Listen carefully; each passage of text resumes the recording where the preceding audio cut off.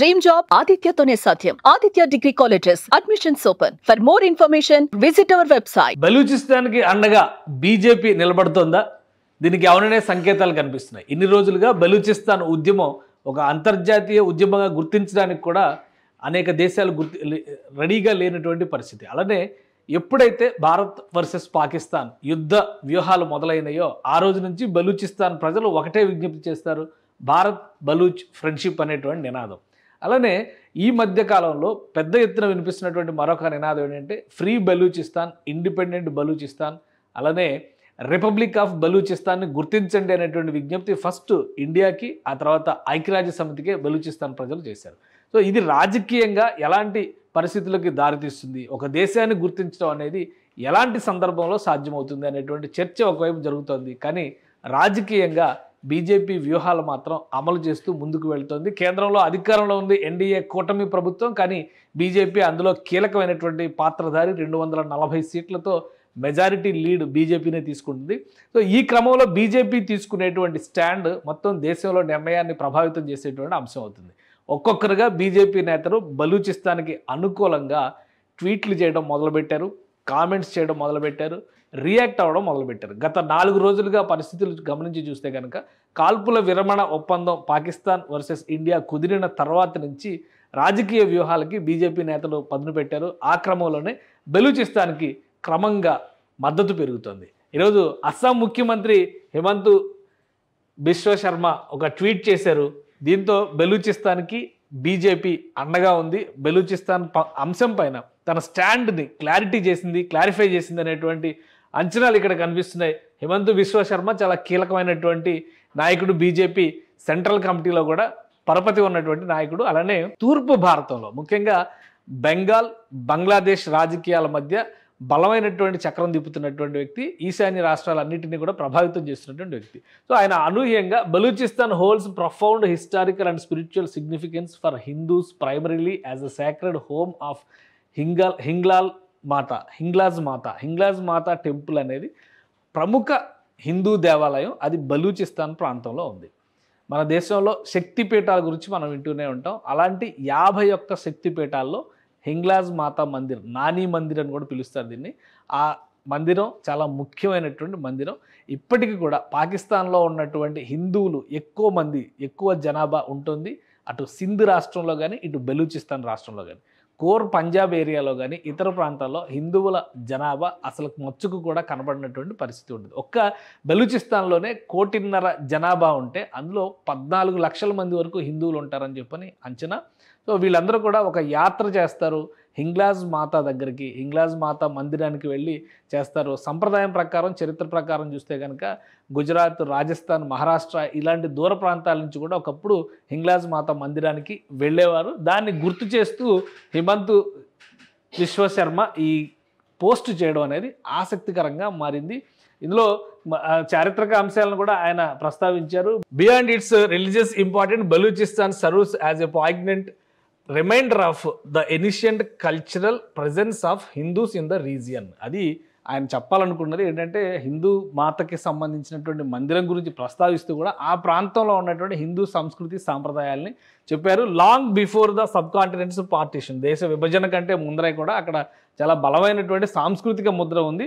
The shrine is also deeply respected by the Baloch people who affectionately refer to it as Nani Mandir, reflecting the rare legacy of inter communal reverence and shared heritage. ఇది చాలా ఆసక్తికరమైనటువంటి అంశం. ఎందుకంటే బీజేపీకి సంబంధించి ఇక్కడ ఏ చర్చ జరిగినా కానీ మతవాద పార్టీ అనేటువంటి ముద్రని దేశవ్యాప్తంగా మనం చూస్తున్నాం. కానీ ఫస్ట్ టైం బీజేపీ నాయకుడు ఇంటర్ కమ్యూనల్ రెవరెన్స్ గురించి, షేర్డ్ హెరిటేజ్ గురించి మాట్లాడారు. అంటే వ్యూహాత్మకంగా బలూచిస్తాన్ సమస్యని నేరుగా హ్యాండిల్ చేయకపోయినా కానీ దానిపైన సానుభూతిని, సింపతిని క్రియేట్ చేసేటువంటి ఒక వ్యూహాన్ని భారతీయ జనతా పార్టీ అనుసరిస్తుంది. ఆ క్రమంలోనే ఈ ప్రకటన, ఈ ట్వీట్ అనేది వచ్చింది. ఒక్క హిమంత్ బిశ్వ శర్మ మాత్రమే కాదు, ఇంకా అనేక మంది బీజేపీ అధికార ప్రతినిధులు కూడా ఈ అంశం పైన ఈరోజు స్పందించారు, ట్వీట్స్ చేశారు, మీడియాకి రియాక్షన్స్ కూడా ఇచ్చారు. సో ఇది ఒక ఆసక్తికరమైనటువంటి పరిణామంగా మనం చూడాల్సి ఉంటుంది. ఎందుకంటే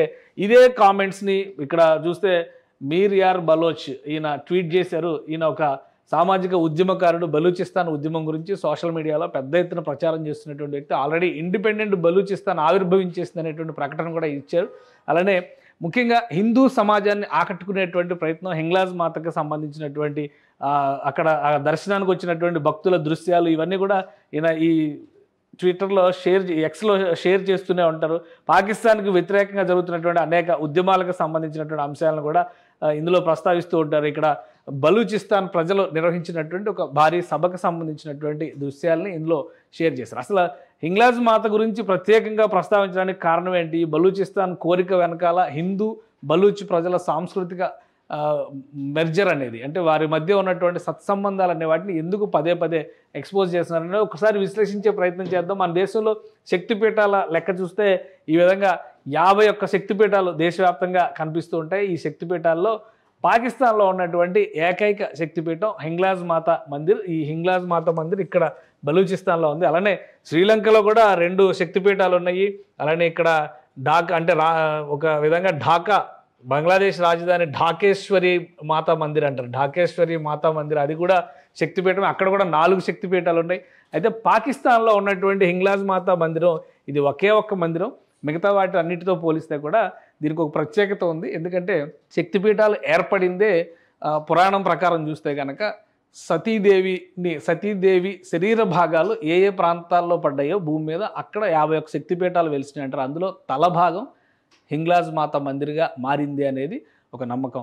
సో అందుకనే ఈ మందిరానికి చాలా ప్రాధాన్యం ఉంటుంది అనేటువంటి విషయం హిందూ సమాజంలో ఎక్కువ మంది నమ్మేటువంటి మాట. దీన్ని ఒక అవకాశంగా తీసుకుని భారత్ అలానే బలూచ్ ఫ్రెండ్షిప్ని చెబుతూ ప్రజల ముందరకు తీసుకొస్తూ బలూచిస్తాన్ నాయకులు ఎక్కువ మంది ఈ మాతా మందిరాన్ని ప్రస్తుతిస్తూ వస్తున్నారు. ఈ మధ్య కాలంలో జరిగినటువంటి యాత్ర విషయంలో కూడా పెద్ద ఎత్తున ఇక్కడ ప్రజలు వచ్చారు. హిందువులు, ముఖ్యంగా హిందువులు వచ్చారు. పాకిస్తాన్లో ఇంతమంది హిందువులు ఉంటారు అనేటువంటి సందేహం కూడా మనకు వస్తుంది. సో ఈ మందిరాన్ని దర్శించడానికి వచ్చినటువంటి ఇది ఒక అమర్నాథ్ యాత్రలా కనిపిస్తుంది. కొండల్లో గుహల మధ్యలో నుంచి వెళ్ళి ఇది ఒక అక్కడ ఉన్నటువంటి హింగోల్ అనేటువంటి నది ప్రవహించేటువంటి ప్రాంతం, హింగోల్ అనేటువంటి కొండ ప్రాంతం. ఆ గుహలో ఈ మాతా మందిరం ఉంటుందనేటువంటి నమ్మకం.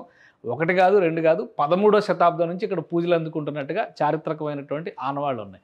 సో అందుకనే బలూచిస్తాన్ ప్రజలు ప్రత్యేకంగా ఈ అంశాన్ని ఫోకస్ చేస్తున్నారు. గత వారం 10 రోజులుగా హింగ్లాజ్ మాతకి సంబంధించినటువంటి యాత్ర జరుగుతుంది బలూచిస్తాన్లో.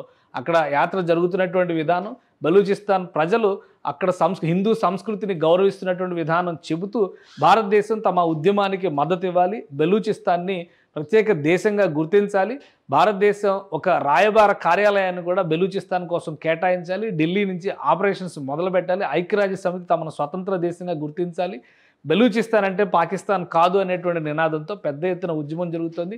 దీనికి సంబంధించి ఇప్పటికే బలూచిస్తాన్ రాజ్యాంగ ప్రతిని కూడా సిద్ధం చేసుకున్నారు.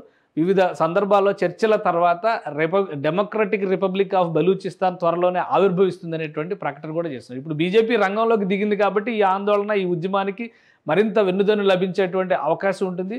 పాకిస్తాన్ వర్సెస్ ఇండియా యుద్ధం జరిగితే మాత్రమే కాదు, వ్యూహాత్మకంగా రాజకీయాలు చేస్తే కూడా పాకిస్తాన్ విభజనకి అవకాశాలు ఉన్నాయనేటువంటి సంకేతాలు బీజేపీ నాయకులు చెప్పకనే చెబుతున్నట్టుగా కనిపిస్తుంది. దేశవ్యాప్తంగా అనేక మంది బీజేపీ నేతలు ఈరోజు బలూచిస్తాన్ పైన ట్వీట్లు చేశారు, వరుసగా మీడియాతో కామెంట్లు కూడా చేశారంటే వ్యూహాత్మకంగా కేంద్ర ప్రభుత్వం లేదా బీజేపీ అగ్రనాయకత్వం ఇచ్చినటువంటి డైరెక్షన్స్ మేరకే ఈ ప్రకటనలు వస్తున్నట్టుగా భావించాల్సి ఉంటుంది. సో అతి త్వరలోనే బలూచిస్తాన్ స్వతంత్ర రాజ్యంగా ఆవిర్భవించబోతుందనే సంకేతాలు వస్తున్న తరుణంలో భారత్ బలూచిస్తాన్ ఫ్రెండ్షిప్పే ఇప్పుడు హైలైట్ అవుతుంది. సుమన్ టీవీలో మీ పర్సనల్ అండ్ బిజినెస్ ప్రమోషన్స్ కోసం కింది నెంబర్కి కాంటాక్ట్ చేయండి.